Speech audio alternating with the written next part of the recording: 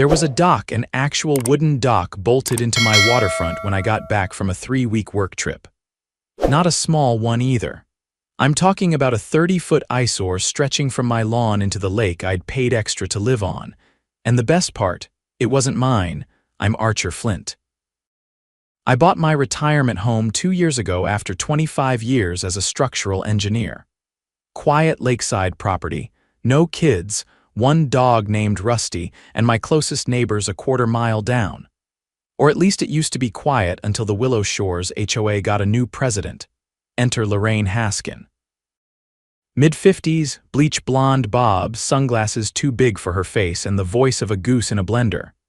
She got elected while I was out of town last fall, and ever since, she's been on a power trip. First, it was mailbox paint colors. Then it was lawn-length inspections. And now, apparently, she decided the HOA needed a community dock. Guess where they decided to build it? Directly in front of my backyard. No notice, no request, no permission. I knocked on Lorraine's door the day I got back. She was watering her fake plants on the porch like she was expecting me. "Lorraine," I said, trying to keep it polite, "there's a dock on my property." She tilted her head. "It's for the community, Archer. The board approved it." "Your board can't vote to build on land you don't own." "Oh, don't start with legalese," she said, waving me off. "We've already allocated the funds. You weren't home and we needed to move forward. It took everything I had not to lose my cool. You've got 72 hours to remove it," I said. "After that, I'm taking it down myself," she laughed. "Touch it and you'll be fined for destruction of HOA property." I didn't respond. I just walked away, but I wasn't bluffing. Back at my place, I pulled up the plat map from the original sale documents. The shoreline and 10 feet into the water were my private property. I also had photos from my security cams that clearly showed a crew, hired by the HOA, hauling lumber and construction tools onto my land. No permits, no easements, nothing. I called the county zoning office the next morning. They confirmed nobody had filed anything for new construction. Not only was the HOA trespassing, they were in violation of at least 3 zoning ordinances. And Lorraine was listed as the project initiator. That was all I needed. 3 days later, I brought out my tools. Cordless drill, crowbar, gloves. Took the whole dock apart plank by plank. Neighbors watched from their porches and a few even gave me a thumbs up. I loaded the wood onto my trailer and parked it in my driveway. The best part? Lorraine came storming over just as I was stacking the last of the dock posts. "What do you think you're doing?" she screeched. "Collecting materials," I said. "You stole HOA property?" "Nope," I said, pointing to the survey flags I'd reinstalled around my lawn. "You built a dock on my land. That's called illegal dumping. I cleaned it up." "You're welcome. You'll be hearing from our attorney." I looked her dead in the eye. "Good. He can explain to you what trespassing and unauthorized construction mean." She stood there, mouth open, face red, fists clenched. I walked right past her and went inside, but I wasn't done yet. Not even close. The morning after I dismantled the dock, I woke up to the sound of a car idling outside. Not just any car, an unmarked white SUV with tinted windows and a magnetic seal on the side. Willow Shores Compliance Division. I pulled the curtain back just enough to see a man in khakis and a navy polo scribbling something onto a clipboard while walking around my truck and trailer. He took photos from multiple angles, crouched to inspect the wood I'd stacked, and then placed a bright orange violation notice on my mailbox. Then he drove off. I walked out to read it. The paper was formatted like a government citation, but it was clearly homemade.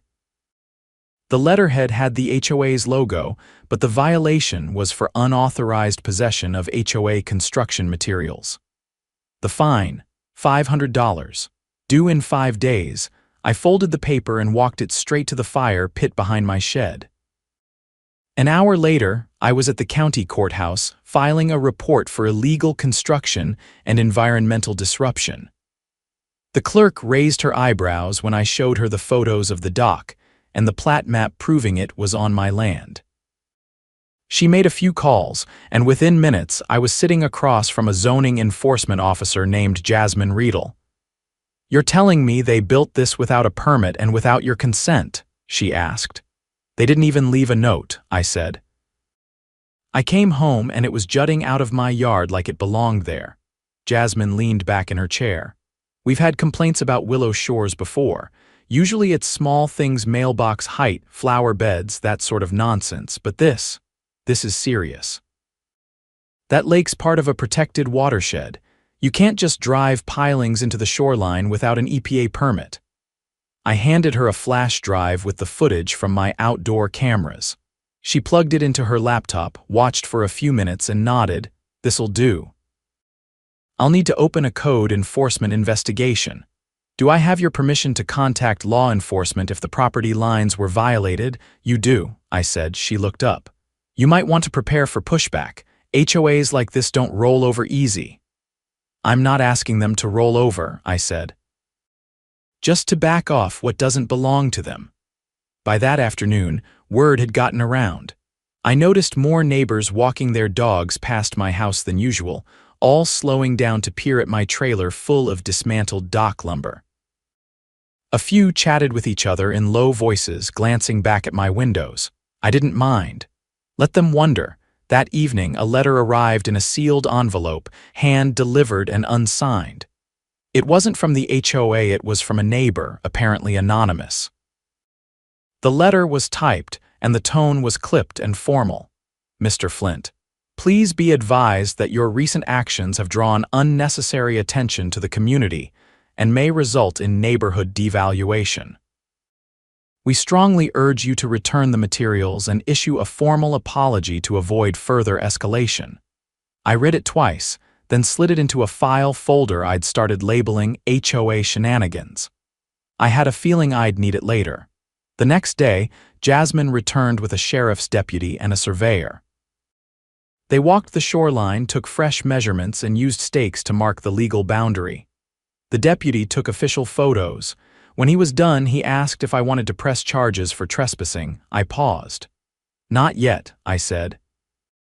"Let's see how they react to this." That afternoon, Lorraine showed up again, this time with two other board members, a man in his 60s with a limp and a younger woman with a clipboard and a tight jaw. They came right into the yard without asking, stopping 2 feet from the marked boundary line. "We're here to negotiate," Lorraine said. I stayed on my porch. "Then stay on your side of the line." The man with the limp held up a piece of paper. "We're offering to repurpose the dock if you return the materials. We'll move it to the other side of the lake." "No hard feelings." "You think I took it for fun," I said. "You dumped thousands of dollars of illegal construction on my private property. I'm keeping it as compensation for the cleanup." "That's theft," the woman with the clipboard said. "No," I said, pointing to the new sheriff's photos posted on my garage door. "This is evidence, and the county's already investigating." Lorraine narrowed her eyes. "You think you can scare us with paperwork? We have legal counsel." "Good," I said. "Because you'll need it." They left without another word. That night, I got a call from an unfamiliar number. When I answered, a thin voice said, "Mr. Flint, this is Officer Delgado with the State Environmental Agency. We've received a forwarded complaint regarding illegal shoreline modification at your address. May I ask if you authorized the dock construction?" "I didn't even know it existed until I got home," I said. "It was built while I was gone. We're sending an investigator to assess the damage." If the construction was unauthorized, the HOA could be facing civil penalties and environmental fines. "Good," I said. "I'll be home all week." 2 days later, a black SUV with state plates pulled up. A woman in a windbreaker stepped out and introduced herself as Agent Calloway. She spent over an hour measuring post holes and inspecting the disturbed sediment around the waterline. When she was done, she handed me a contact card. "This is going to get messy," she said. "But you're in the right. That shoreline's protected for a reason. If they used treated lumber or disturbed aquatic vegetation, they're in violation of multiple regulations." "They never asked," I said. "They just assumed they could take whatever space they wanted." "That's not how it works," she said. "Not anymore." On the third day, Lorraine escalated. A tow truck rolled up at dawn and tried to hook up to my trailer. I stepped outside just in time and shouted at the driver before he could latch the chain. "You got a removal order?" I asked. The guy looked confused. "I was told this was illegally dumped equipment." HOA said it was theirs. I pointed at the orange survey flags. "That's private property. You touch that trailer, I file for theft and trespass." He hesitated, made a call, then quietly backed off and drove away. I followed up that afternoon by filing a police report against the HOA for attempted theft. I attached the footage from my doorbell camera showing the driver rolling in and reaching for the hitch. Later that week, I got a visit from a man in a gray suit with a leather briefcase. Said he was representing the HOA's legal counsel. His tone was polite but firm. "They're willing to drop the fine and file a mutual release of claims if you surrender the materials and agree not to pursue further action."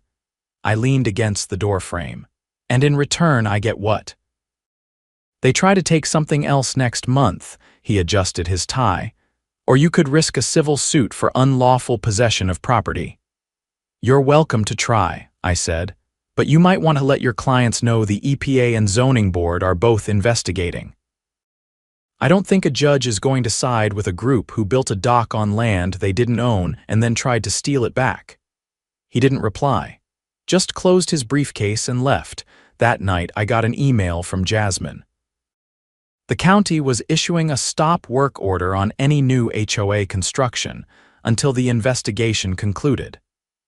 The state environmental agency had also issued a compliance hearing notice, with Lorraine named directly, and best of all, a neighbor I'd never spoken to before, a retired judge named Howard, dropped by with a six-pack and a smile. "I've been waiting for someone to stand up to that woman," he said, settling into one of the chairs on my porch. "Mind if I help you draft your counterclaim? Be my guest," I said. "We've got a lot of material to work with." It was the following Monday when the real storm hit, not the kind that darkened skies or rattled windows, but the kind that arrived in pressed suits and badge carriers. I was in the backyard replacing a cracked step on my deck when a white sedan pulled up beside the house. Two men stepped out, one in a navy windbreaker with a gold badge clipped to the chest, the other in business casual with a clipboard tucked under his arm. The first one introduced himself. "Detective Rains, County Property Crimes Division. This is Investigator Dalton from the State Auditor's Office." I wiped my hands on a rag. "What brings you to my end of the lake?" Dalton flipped open the clipboard. "We've been reviewing financial documentation from the Willow Shores HOA. Your situation triggered a deeper dive." "I figured they might be cooking something," I said. "What you find?" Rains glanced at the wood stacked neatly along the side of my garage. "We'd prefer to walk you through it inside if you don't mind." I led them into the living room. Rusty followed them cautiously, sniffing their shoes before settling down by the fireplace. Dalton laid out a map of the community and tapped a red dot marked directly over my lot.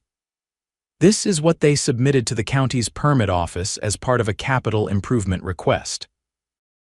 It shows your shoreline as common access reserve, a designation that doesn't exist in the original plat." "I've got the deed," I said. "It's not common anything." "We've seen it," said Rains. "The problem is, they attached this fabricated map to a funding request that unlocked nearly $30,000 in reserve funds. Those funds were then paid to a contractor, Garland Shoreline Services." I raised an eyebrow. "Never heard of them." Dalton pulled out a printout. "They're real. But here's where it gets interesting. The payment never hit Garland's business account. It was rerouted through a shell company registered last year to someone named, wait for it, Maxine Haskin." I frowned. "Lorraine's sister." "Correct," Rains said. "The contractor who actually did the work wasn't licensed. He was subcontracted under the table. The dock was built with unapproved materials, no permits, and the funds used were misappropriated from the HOA's contingency fund." Dalton leaned forward. "That's felony fraud, at least 2 counts. Possibly more if we find evidence of collusion within the board." I exhaled slowly. "So what now?"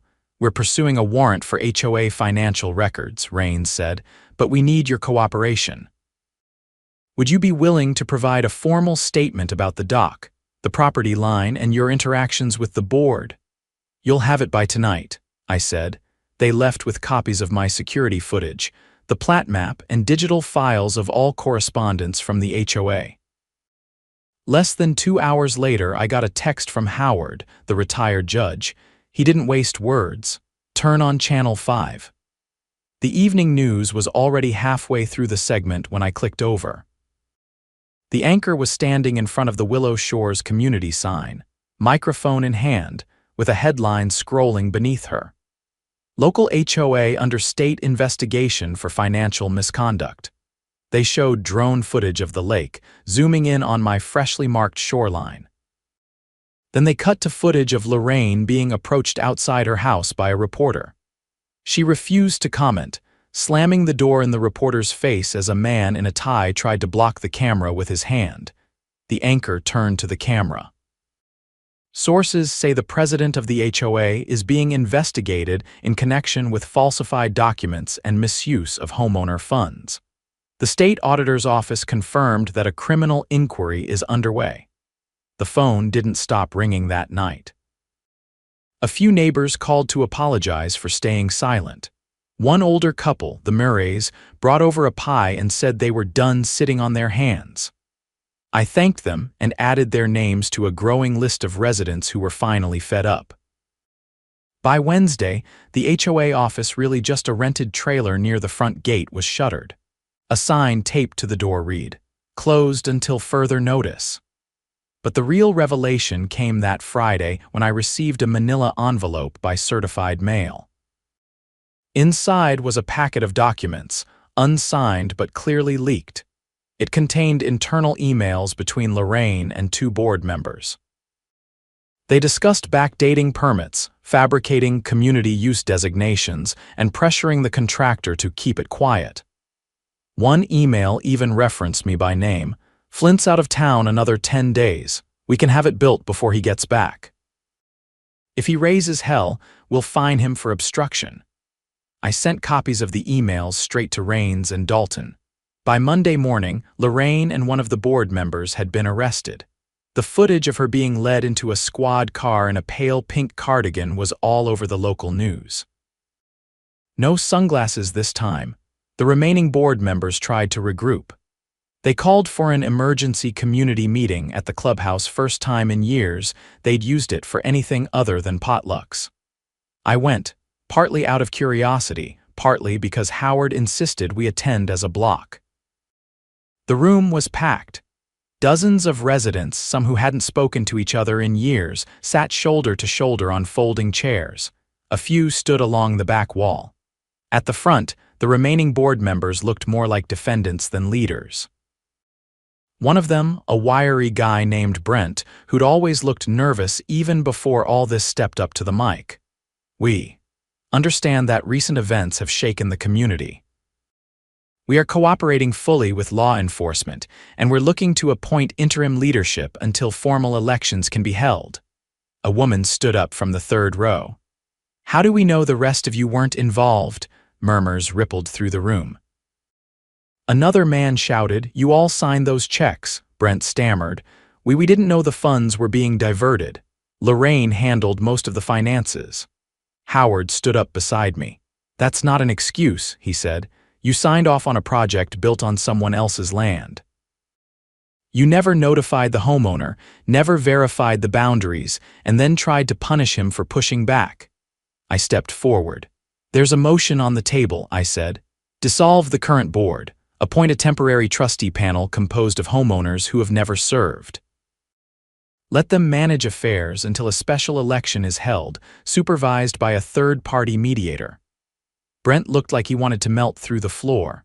"We don't have the authority to. You lost your authority when you let a con artist run the show," someone else said from the back. A vote was called on the spot. Out of nearly 60 homeowners present, only 2 abstained. The rest voted to remove the seated board immediately. Howard was elected interim trustee by a landslide. I was named oversight coordinator, mostly because people figured I already had the receipts and they weren't wrong. Over the next week, we launched a full audit of HOA finances. What we found would have made a banker faint. Gym equipment that never existed, landscaping contracts billed twice. A playground renovation that was paid for but never done. Over $70,000 had vanished in less than 18 months. Every missing dollar was documented and turned over to the auditor's office. Refunds were negotiated. The state froze the HOA's account and appointed a special financial monitor. New bylaws were drafted, ones that required full transparency for all projects, mandatory homeowner votes for any capital expenditures, and a rotating review council. The dock materials.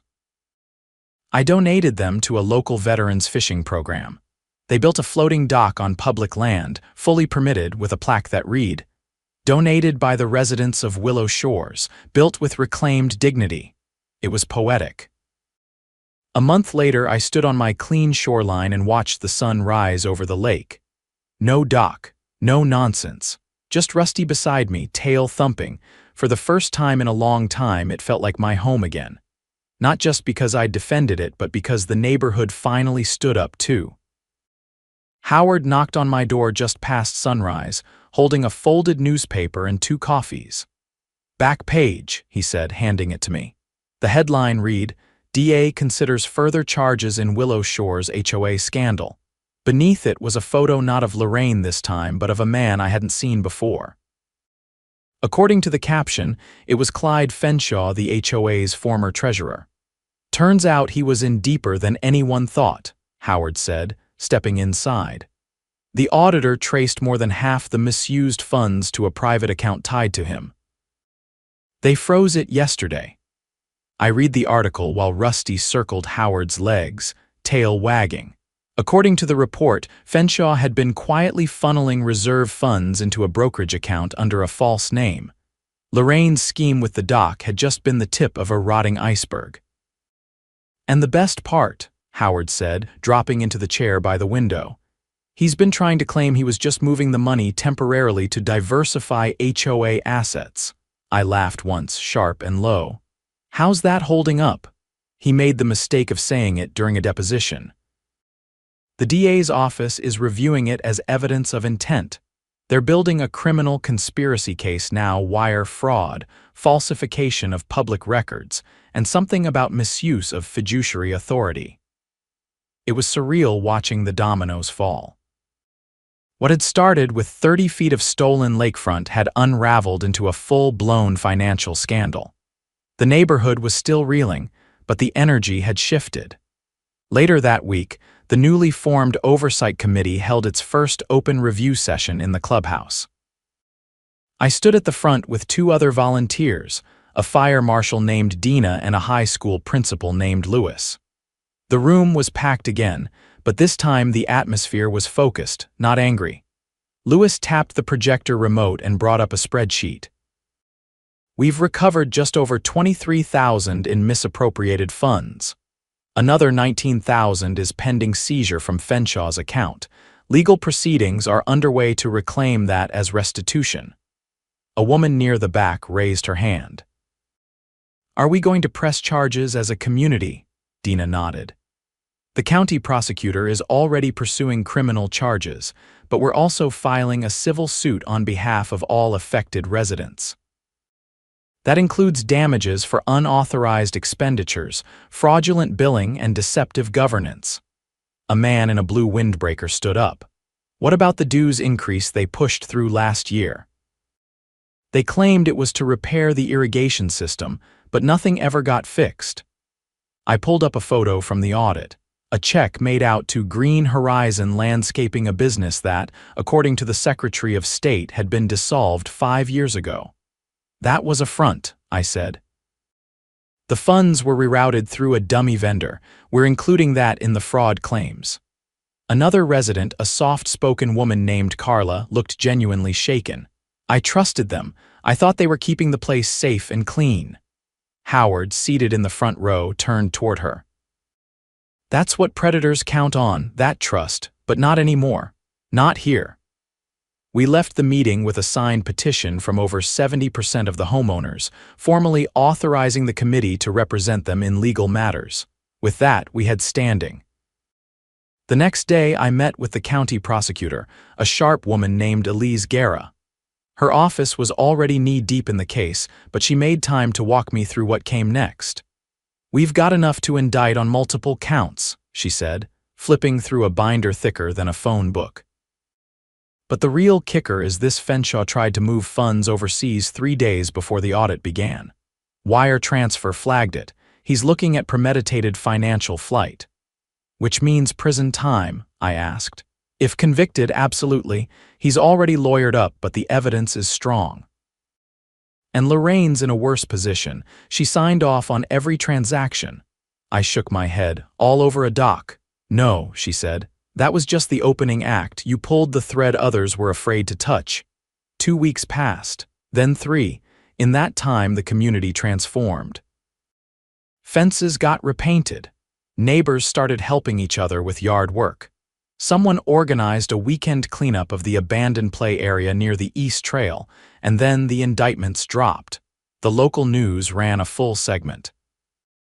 Lorraine charged with conspiracy to commit fraud, falsification of public records, and misuse of public funds. Fenshaw facing additional charges for attempted wire fraud and obstruction. 2 other board members received misdemeanor charges for negligence and failure to report known wrongdoing. The courtroom was standing room only on the first day of hearings. I sat between Howard and Carla. Lorraine's expression was blank as the charges were read. Fenshaw looked like he hadn't slept in a week. The judge didn't mince words. "This court takes the deliberate betrayal of public trust seriously. The evidence presented suggests not just poor judgment, but systemic abuse of authority for personal gain." Bail was denied for both Lorraine and Fenshaw. Afterward, I stood outside the courthouse, watching as reporters chased down anyone with a clipboard. A few recognized me, but I gave no statements. There was nothing more to say. Back at home, the lake was calm. The shoreline had started to heal. Grass was returning where the dock posts had torn up the earth. That evening, a small group from the neighborhood came by. Dina, Louis, Carla, and a few others.